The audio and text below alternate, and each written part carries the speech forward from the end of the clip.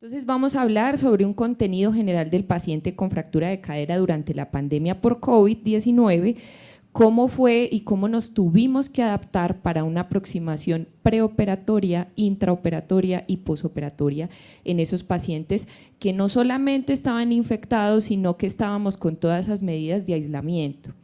Experiencia del Centro de Cuidado Clínico nuestro, que tuvimos una publicación pues al respecto y se las vamos a mostrar, y los registros de mortalidad mundial y unas conclusiones. Entonces, la fractura de cadera y la infección por COVID-19 o el contexto de la pandemia, sabemos que en el 2020 hubo un aumento de ese número de fracturas por baja cinética de trauma, ¿sí? Y esto estuvo muy relacionado con el confinamiento. Entonces, realmente nuestros pacientes pasaban más tiempo en la casa, hubo una restricción de ese espacio de vida y obviamente esto favoreció las caídas. Uno de los temas interesantes a revisar en la literatura es que la caída podía ser una primera manifestación de infección por COVID y esto se denomina una caída centinela y está reportado en la literatura. Alrededor de un 2 al 4% de las manifestaciones atípicas de la infección por COVID es una caída. La fractura de cadera en el paciente con infección era un reto para nosotros en el perioperatorio. O sea, ustedes saben, todos lo vivimos, tuvimos que afrontar unos retos significativos para mantener el cuidado adecuado de estos pacientes. Y lo reportado en la literatura, claramente los chinos publicaron primero, aquí nos dice Wang que aumentó la mortalidad del perioperatorio hasta más de 5 veces en esos pacientes del contexto de la pandemia. Entonces, sabemos todos que ese aislamiento social llevó a mucha problemática en las personas mayores. La pandemia sacó a la luz muchos de los problemas de salud de nuestras personas mayores, porque como ustedes bien recuerdan, en el primer pico que hubo de la pandemia, la mortalidad y los ingresos hospitalarios fueron de personas mayores. Entonces, el aislamiento social de ellos fue un grave problema de salud pública en ese momento, los riesgos de descompensación de la comorbilidad, la falta del reconocimiento de signos de alarma y de consulta temprana, y dentro de ellos la fractura de cadera. Acá tuvimos casos de pacientes que llevaban fracturados en la casa días enteros, semanas enteras, por miedo de ir al hospital. Igualmente pasó con el síndrome coronario agudo, con la enfermedad cerebrovascular, descompensación de la patología mental, entonces síntomas neuropsiquiátricos exacerbados que llevaban a que los pacientes se cayeran más fácilmente, el deterioro de la movilidad con mayor riesgo de sarcopenia y de discapacidad, y definitivamente la mayor permanencia en la casa pues aumentó ese riesgo de caídas. Entonces, en ese contexto de la pandemia y la fractura de cadera teníamos dos problemas, ¿sí? El paciente que llegaba con fractura y no tenía COVID, pero además, el más grave era que tenía COVID, se fracturó la cadera y tenía una infección por COVID. Entonces, ¿qué hicimos en ese momento con esos pacientes? Esta gráfica es muy bonita porque nos muestra cómo puede haber un impacto directo e indirecto de la infección por este virus relacionado con el cuidado de estos pacientes que se fracturaban. Entonces vemos en el impacto directo claramente un aumento de la mortalidad, que ya lo vamos a ver más adelante, un aumento de los ingresos a UCI, incluso hay referencias de los chinos, japoneses y también de los italianos, en donde una prueba positiva en paciente asintomático, ¿sí?, aumentaba el riesgo de mortalidad de ingreso a UCI. Aumentaba la necesidad de ventilación mecánica, las complicaciones agudas, entonces sabemos que ese estado inflamatorio del virus pues aumenta el riesgo trombótico y pues una fractura más una infección por COVID, pues el riesgo trombótico de estos pacientes era mucho mayor, el riesgo de embolia pulmonar y enfermedad en general tromboembólica era mucho mayor, el riesgo de sepsis, de disfunción renal aguda, la disfunción multiorgánica en general. Y los impactos indirectos que pues todos los vivimos, tiempos prolongados esperando a que salieran las pruebas para saber si este paciente entraba al quirófano por ruta COVID o no COVID, la reducción, digamos que como se organizaron todos los hospitales hacia dónde iba el paciente en ese posoperatorio, o sea el afán que teníamos de pronto de sacarlo tempranamente del hospital y en la casa cómo se iba a hacer esa rehabilitación si estábamos en toda esta etapa de confinamiento. Entonces, aquí sale esta publicación que es muy interesante, es de el World Journal of Orthopedics, que fue publicado el año pasado, en donde hacen como todo ese abordaje basado en la evidencia de qué se debe hacer en el pre, intra y posoperatorio. Entonces, sabemos que, lo hemos hablado durante todo este simposio, que una de las premisas de los centros ortogeriátricos es la intervención quirúrgica temprana para disminuir desenlaces adversos. Y nos tocó incluir en la mitigación de riesgos perioperatorios el estado de infección por COVID, ¿sí? Entonces, si realmente el paciente tenía prueba positiva o si íbamos a esperar la prueba o hubo un tiempo en el cual no había mucha disponibilidad de las pruebas para un diagnóstico temprano y en las instituciones nos tocó asumir que toda la persona que llegaba aquí estaba infectada o potencialmente infectada. Pues obviamente esto básicamente para prevenir o prever ese estado proinflamatorio en el perioperatorio que pudiese tener el riesgo de disfunción multiorgánica. Sabemos que la recomendación cirugía en las primeras 48 horas desde el ingreso hospitalario y la recomendación para ellos era pacientes asintomáticos o con infección leve. Esto es una recomendación de expertos basado en la evidencia recopilada hasta el 2022. Entonces, pacientes con prueba positiva o infección leve se abordaban en las primeras 48 horas, es decir, no retrasar la cirugía por este tema.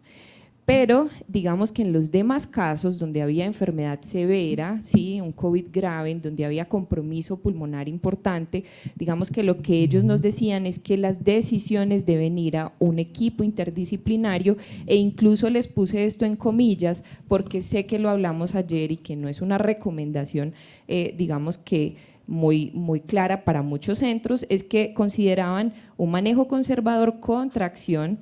Se podría considerar en los pacientes de muy alto riesgo o con infección severa que tuviesen fractura de cadera, ¿sí? Aproximadamente el tiempo que ellos recomendaban entre 1 a 2 semanas antes de abordar la parte quirúrgica en estos pacientes con infección grave. El abordaje intraoperatorio, las medidas de aislamiento intrahospitalarias y pues digamos que esa exclusividad de los quirófanos pues llevó a que hubiese muchos retardos para que el paciente entrara a cirugía y tanto anestesia como ortopedia se organizaron para saber cuáles eran las mejores técnicas para aplicar en estos pacientes que llevaran a menos estancia hospitalaria y menos riesgos intraoperatorios y posoperatorios. Entonces, evaluado en la evidencia con relación a la anestesia regional versus general, sin diferencias en supervivencia y recuperación de la movilidad, pero lo que sí fue diferente fue el tipo de cirugía. Entonces, ayer nos hablaba las diferencias el doctor Olarte sobre la artroplastia, la hemiartroplastia o la osteosíntesis de cadera y aquí claramente la reducción abierta y fijación interna o reducción cerrada tenía menos días de estancia hospitalaria que la artroplastia o la hemiartroplastia y en el contexto de la pandemia se hizo más osteosíntesis que artroplastias. En el abordaje posoperatorio, este grupo, Racidovic, que es un grupo italiano, demostró que en ese contexto de pacientes, los pacientes hombres, fumadores, diabéticos que tenían deterioro cognitivo, tenían un mayor riesgo de tener una sarcopenia aguda posoperatoria y es muy interesante porque ellos le miden fuerza de agarre al paciente al momento de ingreso y antes del alta hospitalaria. Entonces se dieron cuenta y hicieron un análisis retrospectivo con una cohorte de pacientes antes de la pandemia y encontraron ese punto diferencial. Y por esto entonces una de las recomendaciones que claramente lo veremos más adelante, la importancia de esa valoración nutricional y empezar una rehabilitación temprana. El mismo grupo de los chinos de Wang pues demostró que había un aumento del riesgo de mayor de 4 veces de enfermedad tromboembólica y de 5 veces mayor de delirium posoperatorio en los pacientes que tenían COVID positivo, así fueran asintomáticos, que aquellos que tenían COVID negativo. Y un aumento de 3 veces el riesgo de caídas posoperatorias, eso medido a 120 días versus los pacientes negativos. Y aquí digamos que la propuesta que ellos mencionaban y que de pronto lo vivimos nosotros en esta contingencia que vivimos por la pandemia, que se dispararon las estrategias de teleterapia para poder ayudar a que estos pacientes no se quedaran encamados en la casa y pudiesen lograr sus objetivos de rehabilitación. Entonces, esta es la ruta que proponen en esos pacientes: fractura de cadera, se hace una admisión en urgencias y se hace el screening inicial para saber si el paciente es positivo o si tiene sospecha de infección por COVID. Si es positivo, se clasifica el paciente. Finalmente de esa clasificación, si es una cirugía de urgencia y el paciente tiene una infección leve, pues va al quirófano por ruta COVID, y con todas las implicaciones que tiene esto, que veremos en el estudio que hicimos aquí más adelante. Si fue negativo, entonces ingresa por la ruta no COVID.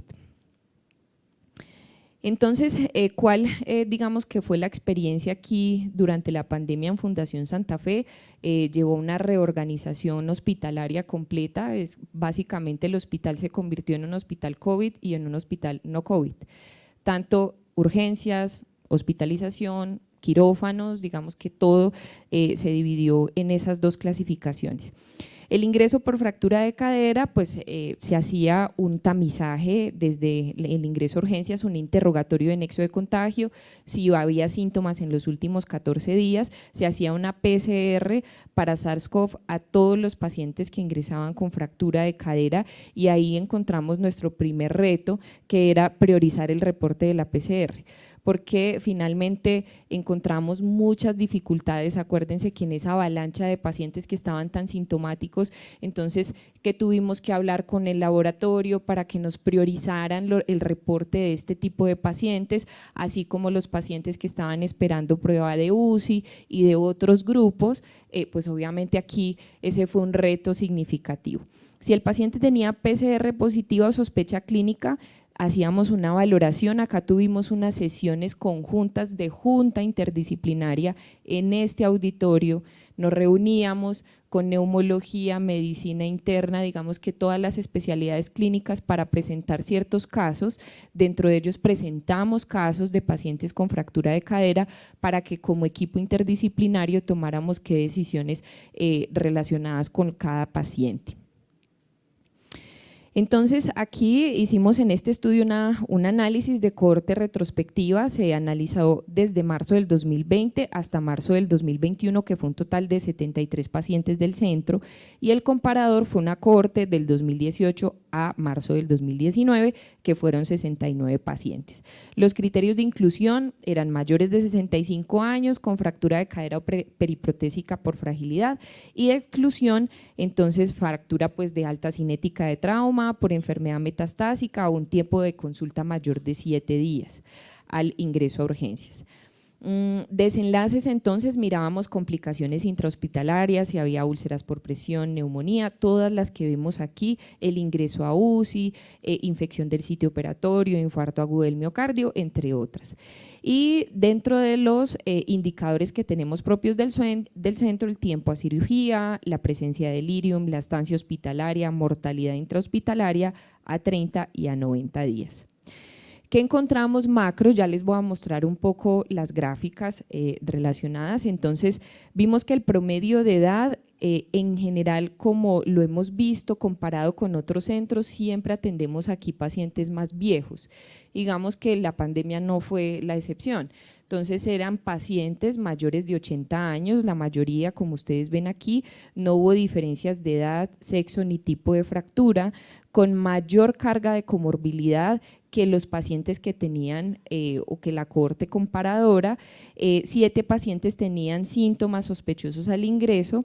Se realizó PCR a 61 pacientes, solamente de esa cohorte 1 tuvo una prueba positiva, que vamos a ver la diferencia con el resto de lo reportado por el mundo. Se hizo mayor anestesia regional durante la pandemia comparado a los previos, y el tiempo intraquirófano fue mayor, y pues claramente por todo digamos que todo el protocolo para vestirse tanto y organizar todo el quirófano fue mayor, 87 minutos versus 103 minutos, que esto tuvo una diferencia estadísticamente significativa. Y en los pacientes que se atendieron durante la pandemia tuvimos mayor riesgo de infecciones urinarias y mayor soporte transfusional. Entonces vemos aquí los datos sociodemográficos, vemos como prepandemia 69 pacientes, en el periodo de la pandemia 73, la edad promedio que no tuvo una diferencia ni en las otras variables relacionadas con edad y sexo. En cuanto al índice de comorbilidad de Charlson, sí hubo una diferencia, fíjense en lo que está señalado, como más de 3 comorbilidades eran presentes un poco más en los pacientes que atendimos durante la pandemia, es decir, que eran pacientes muy viejos y muy comórbidos. Aquí vemos todo lo relacionado con la valoración del delirium o de la escala CAM preoperatoria, que pues realmente no hubo diferencias, la diferencia en síntomas y la prueba positiva la encontramos en un paciente y negativa la mayoría de los pacientes 59. Hay algunos que tenemos aquí que no tenían prueba, pero fue en ese momento en que por la contingencia de que el hospital estaba en un esfuerzo grandísimo para tener pruebas de diagnóstico temprano, esos pacientes que llegaron se asumían que tenían infección por COVID y entraban por la ruta COVID, pero no se les hizo prueba a ese grupo específico. Aquí vemos las diferencias en cuanto al tema de cirugía, el tipo de anestesia, que hubo más anestesia regional y el tiempo dentro del quirófano que tuvo diferencias. Uno de los datos muy importantes y que lo recuerdo, digamos que con mucho dolor también, porque creo que todos los vivimos pues en este tiempo, y es que procuramos al máximo, era un esfuerzo grandísimo para que se lograran cumplir los indicadores de tiempo, ¿sí? Entonces, como ustedes ven aquí, hacíamos una cantidad de reuniones con los anestesiólogos, con urgencias, con digamos que todas las especialidades clínicas para que lográramos cumplir el indicador de tiempo a salas de cirugía y finalmente se logró llevar a un tiempo menor a 48 horas la mayoría de nuestros pacientes. Una diferencia significativa, como ustedes ven aquí, en prepandemia alrededor de 29 horas desde el ingreso a urgencias a salas de cirugía y en pandemia 36 horas, pero pues estaba cumpliendo la meta. Entonces, dentro de las conclusiones grandes que encontramos nosotros en ese momento era que a pesar del mayor grado de comorbilidad es posible mantener los objetivos primarios para mantener ese enlace positivo en los pacientes. Ahora en el mundo solo les voy a mostrar esta y otra diapositiva de qué pasó en el mundo, porque ustedes dicen, bueno, pero es que ustedes solamente tuvieron un paciente con prueba positiva, ¿sí? Entonces, lo reportado en el mundo lo vamos a ver aquí. Este es un metaanálisis muy interesante porque coge población recopilada de Estados Unidos, de Canadá, del sur de Europa, o sea, de España, estaba Italia, Francia, y en Medio Oriente tenían pacientes del sur de Japón y de China. Entonces se analizaron más de 2.000 pacientes, ¿sí? Dentro de ellos 397 COVID positivo, 1.851 no COVID positivo. ¿Por qué no COVID positivo? Porque 1.011 tenían la prueba negativa y 840 no sabíamos el resultado, o sea, era desconocido ese resultado. Y la mortalidad intrahospitalaria en esos pacientes COVID positivo era del 32.6% y esa mortalidad, como les decía previamente, no estaba relacionada con el grado de severidad, o sea, ellos hacen un análisis, digamos que este es el análisis escueto de una mortalidad general de 32.6%, que era mucho mayor en los pacientes que tenían infección grave, pero que digamos que el mensaje es que la cascada fisiopatológica del COVID puede pasar en esos pacientes asintomáticos y con síntomas leves. Y la mortalidad 30 días aumentaba más de 5 veces en ese grupo de pacientes. Entonces aquí vemos los diferentes estudios que ellos analizaron, la mortalidad con prueba positiva en el posoperatorio. Como les decía, fue una mortalidad a 30 días y 90 días, ellos sumaron esas dos mortalidades, que era mucho mayor a lo que pues veíamos previamente a un paciente que no tenía infección por COVID. Entonces, como conclusiones, digamos que de la pandemia fueron muchísimos los aprendizajes, fue un reto grandísimo para la parte clínica, quirúrgica, urgencias, para la parte administrativa de los hospitales, marcó un reto con la modificación de los protocolos de intervención, los pacientes con fractura de cadera y prueba positiva para COVID-19 tienen mayor riesgo de morbilidad y mortalidad. Los procedimientos menos invasivos, así como la anestesia regional, fueron de elección durante ese momento, y a pesar de la modificación de los protocolos fue posible lograr la meta de ingreso a salas de cirugía en menos de 48 horas en nuestro caso institucional, y estrategias como la teleterapia durante la pandemia demostraron eficacia para reducir el riesgo de caídas y esa rehabilitación posoperatoria. Acá, para complementarles, tuvimos un periodo de tiempo en donde íbamos a la casa el ortopedista y el geriatra a hacer el control posoperatorio del paciente. Entonces el paciente se operaba, salía a casa y programábamos visita domiciliaria ambos y hacíamos ese control en la casa para tratar de evitar esas complicaciones posteriores a la cirugía y dentro del domicilio. Muchas gracias.